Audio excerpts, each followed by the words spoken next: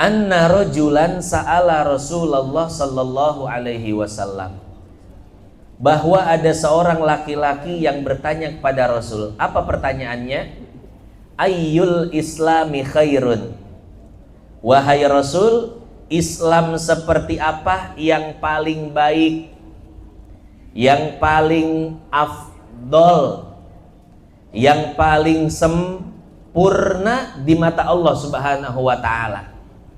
Maka Rasul mengatakan, tut'imut ta'am, engkau memberi makan, wa taqra'us salam, dan engkau mengucapkan salam, ala man arafta wa man lam ta'rif, baik kepada orang yang engkau kenal atau kepada orang yang engkau tidak kenal. Artinya apa? Engkau memiliki kepedulian sosial. Assalamualaikum warahmatullahi wabarakatuh.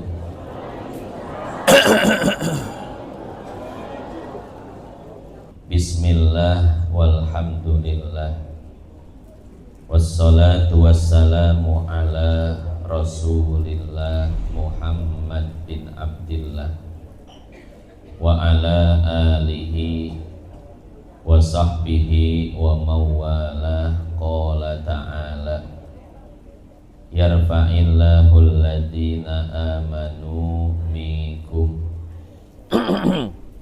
walladzina utul ilma darajat. Wa qala an-nabi sallallahu alaihi wasallam, man salaka tariqan yaltamisu fihi ilman sahalallahu lahu bihi tariqan ilal jannah.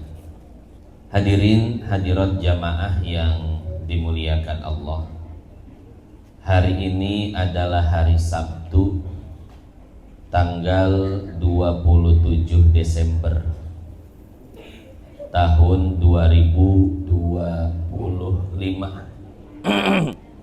Itu tanggal Masehinya. Tanggal Hijriyahnya kira-kira tanggal berapa Bapak Ibu? Tanggal 7 Rajab 1447 Hijriyah.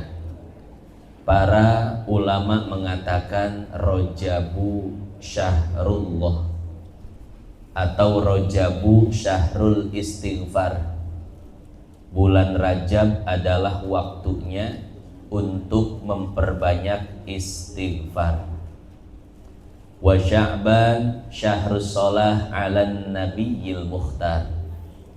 Sementara Sya'ban adalah waktunya untuk memperbanyak sholawat. Wa Ramadan syahrul Quran, dan bulan suci Ramadan waktunya untuk memperbanyak membaca Al-Quran. Jadi di setiap bulan ada amalannya masing-masing, ya. Karena ini bulan Rajab, maka amalan utamanya adalah memperbanyak istighfar. Istighfar itu sangat luar biasa Bapak Ibu. Bukan hanya dapat mengampuni dosa, tapi juga bisa mengabulkan segala hajat. Ada 4 orang datang kepada Imam Hasan Basri. 1 orang mengadukan masalah ekonomi. Wahai Imam, kenapa selama ini rezekiku terasa sempit? Apa amalannya agar Allah meluaskan rezekiku? Kata Imam Hasan Basri, istaghfirillah, perbanyaklah beristighfar kepada Allah. Orang yang kedua datang mengadukan masalah rumah tangga. Wahai Imam, bertahun-tahun kami menikah tapi tidak kunjung punya anak. Maka berikanlah kami amalan agar Allah memberikan kami anak dan keturunan. Kemudian Imam Hasan Basri mengatakan, istaghfirillah, perbanyaklah istighfar. Lalu orang yang ketiga datang mengadukan masalah di kampung halamannya. Wahai Imam, di kampung halamanku tidak pernah hujan. Maka berikanlah aku amalan agar Allah menurunkan hujan. Lalu Imam Hasan Basri mengatakan, istaghfirillah, perbanyaklah engkau beristighfar. Kemudian orang yang keempat datang bukan untuk mengeluh masalah, bukan untuk mengadu, tapi untuk memprotes. Wahai imam, sedari tadi aku lihat orang datang kepadamu dengan berbagai masalah yang berbeda, tapi mengapa amalannya cuma satu, yaitu istighfar? Apa engkau tidak punya amalan lain? Orang pertama datang dengan masalah apa? Ekonomi. Orang kedua masalah rumah tangga. Orang ketiga masalah di kampung halamannya tidak pernah turun hujan. Tapi mengapa wahai imam amalannya cuma satu, yaitu memperbanyak istighfar? Apakah engkau tidak punya amalan lain? Kata Imam Hasan Basri, wahai fulan, ini bukan kata saya. Coba lihat surat Nuh ayat 10 sampai 12. Fakul tustagfiru rabbakum innahu kana ghaffara yursilis samaa alaikum midrara wa yumdidkum bi amwali wa bani wa yaj'al lakum jannati wa yaj'al lakum anhara. Makna ayat ini kata Imam Hasan Basri, jika engkau memperbanyak istighfar, maka tanpa engkau minta Allah berikan rezeki kepadamu. Tanpa engkau minta Allah berikan anak keturunan kepadamu. Tanpa engkau minta Allah turunkan hujan di kampung halamanmu. Akhirnya orang-orang ini pun pergi mengamalkan amalan yang diberikan Imam Hasan Basri. Tidak lama maka Allah kabulkan hajat-hajat mereka. Yang tadinya rezeki sempit jadi luas. Yang tadinya tidak punya anak jadi punya anak. Yang tadinya di kampung halamannya tidak pernah turun hujan jadi turun. Itulah barokah daripada istighfar. Keutamaan istighfar. Mengapa demikian? Karena mungkin selama ini Bapak Ibu, doa-doa kita tidak pernah diijabah oleh Allah karena hijab dosa yang begitu tebal. Setiap kali kita berdoa, doanya mentok, tidak pernah sampai kepada Allah. Maka kata Imam Hasan Basri, hilangkan dulu hijab dosanya, jangan perbanyak doanya. Ya mah orang sibuk ngadoa, sibuk menta, betulnya punya. Ari pepetaan ke Allah teh sok tetanggung nah. Tapi istighfarnya sedikit. Maka kata Imam Hasan Basri, perbanyak istighfar agar awan-awan dosa yang selama ini menghalangi antara doa kita dengan Allah, Allah hilangkan, Allah lenyapkan, agar ketika kita berdoa langsung sampai dan langsung Allah ijabah. Amin ya Allah ya Rabbal. Makanya amalan di bulan Sya'ban, amalan di bulan Rajab itu, amalan utamanya maksudnya yaitu memperbanyak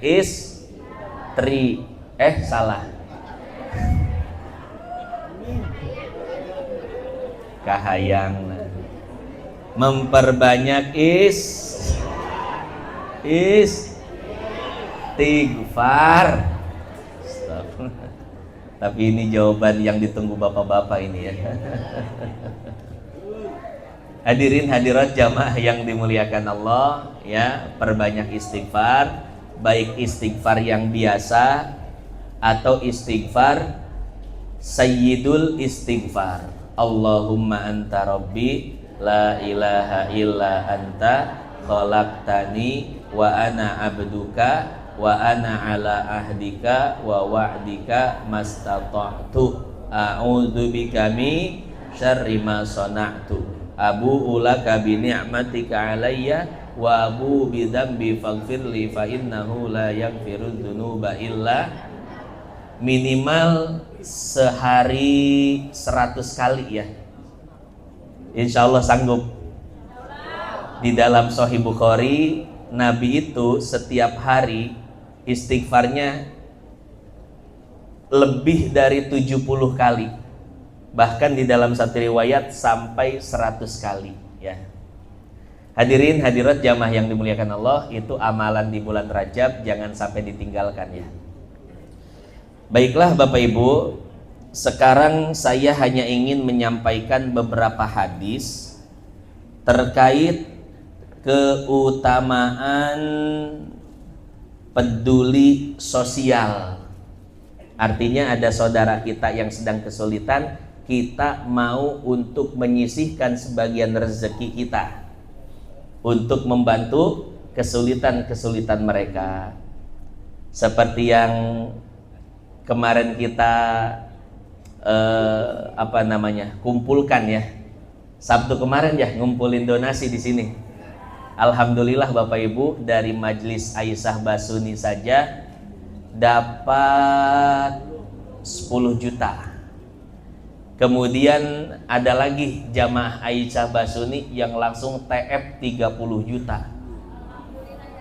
40 juta kemarin dari sini. Dari Nurul Huda belum, dari Babul Huda belum. Setelah diakumulasi semuanya alhamdulillah terkumpul 46 juta sekian lebih dikit. Nah, kemudian saya genapin jadi 46.300.000 rupiah. Saya kirim ke salah satu lembaga terpercaya, namanya Atap Indonesia Foundation, disingkat AIF. Itu relawannya salah satu alumni dari Umul Quro, dari pesantren Umul Quro Lewiliang, Kiai Helmi almarhum ya. Nah, karena kita kenal orangnya, lembaganya terpercaya, maka kita titipkan donasi kepada beliau, namanya Kang Aping. Kemudian kemarin itu sudah divideokan, ada ucapan terima kasih dari warga Aceh untuk Masjid Babul Huda, Nurul Huda, dan Majelis Taklim Aisyah Basuni. Saya ucapkan terima kasih pada jamaah sekalian yang telah menyisihkan sebagian rezekinya. Tentu itu sangat bermanfaat untuk mereka semua. Amin ya Allah ya Rabbal Alamin. Nah, sekarang kita akan membaca apa sih keutamaan peduli sosial, keutamaan mau berbagi rezeki dengan saudara-saudara yang sedang membutuhkan. Kitab yang akan saya baca adalah kitab Mukhtasar At-Targhib wa Tarhib yang dikarang oleh Al-Imam Ibnu Hajar Al-Asqalani rahimahullah. Bismillahirrahmanirrahim. At-Targhib fi it'amit ta'am wa saqil ma'i wa tarhib min man'i. Keutamaan berbagi makanan dan minuman. Apa pahalanya? Insya Allah akan kita baca hadisnya. Wa tarhib min man'i, dan ultimatum, ancaman bagi orang mampu tapi tidak mau berbagi rezeki. Orang mampu tapi tidak peduli dengan saudaranya yang sedang tertimpa kesulitan. Hadis yang pertama, an Abdillah ibni Amrin ibnil As, dari sahabat Nabi yang bernama Abdullah bin Amr bin Al-As radhiyallahu anhu, semoga Allah meridhoinya, amin. Anna rajulan sa'ala Rasulullah sallallahu alaihi wasallam, bahwa ada seorang laki-laki yang bertanya kepada Rasul. Apa pertanyaannya? Ayyul islami khairun, wahai Rasul, Islam seperti apa yang paling baik, yang paling afdol, yang paling sempurna di mata Allah Subhanahu wa ta'ala? Maka Rasul mengatakan, tut'imut ta'am, engkau memberi makan, wa taqra'us salam, dan engkau mengucapkan salam, ala man arafta wa man lam ta'rif. Baik kepada orang yang engkau kenal atau kepada orang yang engkau tidak kenal. Artinya apa? Engkau memiliki kepedulian sosial. Muttafaqun alaih. Hadis ini sahih, valid, berasal dari Nabi, diriwayatkan oleh Imam Bukhari dan Imam Muslim. Jadi Bapak Ibu yang dimuliakan Allah, beragama Islam itu jangan cuman beribadah spiritual, tapi juga harus melakukan ibadah sosial. Ibadah spiritual contohnya kos naon wae, Bu? Tibang zikir, puasa, ngaji, bukan cuman itu. Ibadah bukan hanya ibadah spiritual, tidak terbatas hanya ritual saja, tapi ada ibadah yang lebih besar daripada sekedar ibadah ritual, yaitu ibadah sosial. Jadi kita mau saling tolong menolong, mau saling membantu, mau saling peduli, itu namanya ibadah sosial. Ya. Jadi orang Islam itu, sehat Pak Haji. Salam ngaji. Orang Islam itu jangan hanya melakukan ibadah ritual, tapi juga lakukan ibadah sosial. Peduli kepada saudara-saudara yang sedang membutuhkan. Nah, alhamdulillah kemarin kita sudah menjalankan ibadah sosial dengan cara berbagi dan mengumpulkan donasi. Mudah-mudahan kita tercatat sebagai orang yang ada di dalam hadis ini. Orang yang Islamnya adalah Islam terbaik di hadapan Allah Subhanahu wa taala. Hadis yang kedua.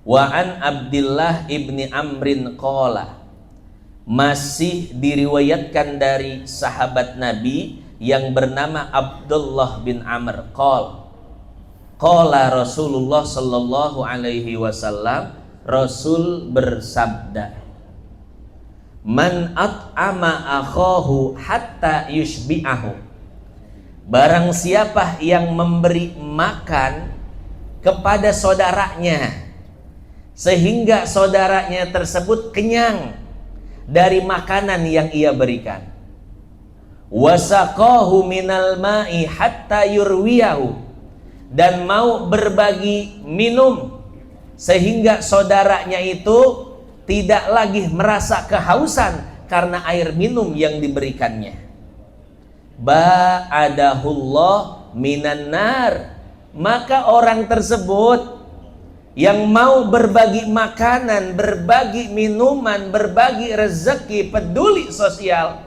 Allah akan jauhkan dia dari api neraka. Sab'a khonadi, sejauh 7 parit. Bu, kira-kira parit teh naon parit? Parit itu satu lubang besar ya. Sebagai contoh dulu, sahabat itu pernah mengalami perang parit. Jadi orang-orang kafir akan menyerang Madinah. Kemudian Salman Al-Farisi punya ide, wahai Nabi, bagaimana kalau kita buat parit di sekeliling Madinah? Akhirnya di sekeliling Madinah dibuat parit. Dibuat lubang yang dalam dan besar, dan panjangnya mengelilingi Madinah. Akhirnya apa? Ya walaupun tidak mengelilingi secara total ya. Artinya parit itu dibuat di arah orang-orang kafir akan datang menyerang Madinah. Setelah paritnya jadi, parit yang panjang dan dalam, ditutupi oleh pelepah korma dan dikamuflase oleh tanah dan debu. Ketika orang kafir menyerang Madinah, dikira di depan tanah biasa, ternyata lubang yang sangat dalam. Akhirnya orang kafir banyak yang terperosok, orangnya, kudanya, senjatanya, semuanya. akhirnya peperangan pun dimenangkan oleh orang itu parit namanya, ya. Satu lubang yang dalam dan panjang. Nah, orang yang peduli sosial, maka Allah jauhkan dirinya dan neraka sejauh 7 parit. Ma baina kulli khandaqaini masiratu khamsimi'ati amin. Antara satu parit dengan parit yang lainnya berjarak 500 tahun perjalanan. Berarti kalau dari satu parit ke parit lain 500, dari satu parit ke 7, dari nomor 1 ke 7, berarti berapa ratus tahun perjalanan? 3.500 tahun perjalanan. Ini kan luar biasa. Artinya apa? Orang tersebut sangat jauh sekali dari api neraka, mustahil masuk neraka. Mudah-mudahan kemarin yang mensisihkan sebagian rezekinya termasuk daripada hadis ini, amin. Dijauhkan daripada bala api neraka, amin ya robbal. Kan kalau udah jauh dari neraka, dekat sama surga ya Bu ya. Alhamdulillah ibu-ibu Aisyah Basuni mah calon penghuni surga semua. Mau Bu masuk surga? Ayeuna. Sok itu ibu-ibu. Bapak-bapak mah hayang ayeuna banyak. Masya Allah, kan udah hafal doa masuk surganya. Allahumma jannibna syaiton wa jannibis syaiton. Marozak. Nu teu paham eta. Doa masuk surga. Ustaz masuk naon wae. Ya. Pak Haji Sugri nih, abis ini pantun surga nih kayak ini. Hadis yang terakhir ya Bapak Ibu, hadis yang terakhir. Hadis yang terakhir, wa an ibni Mas'ud, dari sahabat Nabi yang bernama Abdullah bin Mas'ud, semoga Allah meridhoinya. Nabi bersabda, yuhsyarun nasu yaumal qiyamati a'ra ma kanu qad. Di padang mahsyar nanti manusia akan dibangkitkan dalam keadaan telanjang, tidak memakai sehelai pun pakaian. Eueuh toko di Tanah Abang geus tutup. Wa ajwa ma kanu qad. Dibangkitkan dalam keadaan lapar yang sangat luar biasa. Lapar yang menusuk lambung. Wa azma'a ma kanu qad. Dibangkitkan haus luar biasa. Haus yang mencekik tenggorokan. Wa ansoba ma kanu qad. Dan dibangkitkan dalam keadaan lelah, letih, capek, leles, naon deui bahasana. Pokoknya mah eueuh tenagaan, lemah, lesuh, luar biasa. Faman kana lillah, itulah keadaan kita di akhirat, di padang mahsyar Bapak Ibu. Dibangkitkan dalam keadaan telanjang, haus, lapar, dan lemah, tidak memiliki tenaga sedikit pun. Akan tetapi kata Nabi, faman kasa lillahi azza wajal kasahullah. Tapi barang siapa yang ketika di dunia memberikan pakaian kepada orang yang membutuhkan pakaian, maka Allah akan bangkitkan dia dalam keadaan berpakaian. Wa man at'ama lillah azza wajal at'amahullah. Dan barang siapa yang ketika di dunia berbagi makanan kepada orang yang membutuhkan makanan, maka Allah bangkitkan dia dalam keadaan kenyang. Wa man saqa lillahi azza wajal saqahullah. Dan barang siapa yang memberi minum kepada orang yang membutuhkan minuman, Allah bangkitkan dia dalam keadaan tidak merasakan haus sedikit pun. Jadi di saat orang-orang dibangkitkan dalam keadaan telanjang, lapar, haus, dan lelah, maka ada tamu-tamu Allah yang Allah istimewakan. VVIP, dibangkitkan dalam keadaan langsung berpakaian, dalam keadaan kenyang, dalam keadaan tidak merasakan sedikit pun haus. Siapakah mereka? Yaitu hamba-hamba Allah yang ketika di dunia memiliki kepedulian sosial, peduli kepada saudara-saudaranya yang tertimpa musibah. Saya ucapkan terima kasih kembali Bapak Ibu yang kemarin Masya Allah sudah menyumbangkan sedikit rezekinya, saya salurkan. Kemudian di sana dibelikan dibelikan alat-alat tidur ya, karena namanya kena bencana banjir, longsor, namanya alat-alat rumah perkakas semuanya hanyut Pak. Kasur nggak hanyut tapi basah. Belum lagi banjir-banjir susulan. Bahkan ada yang sebagian rumahnya itu tenggelam oleh lumpur. Kalau tenggelam sama air seperti kemarin tsunami, air cepat surut. Sekarang lumpur sudah mengeras Pak. Setengah rumah bayangkan itu terendam oleh lumpur. Gimana cara ngeruk lumpur Pak?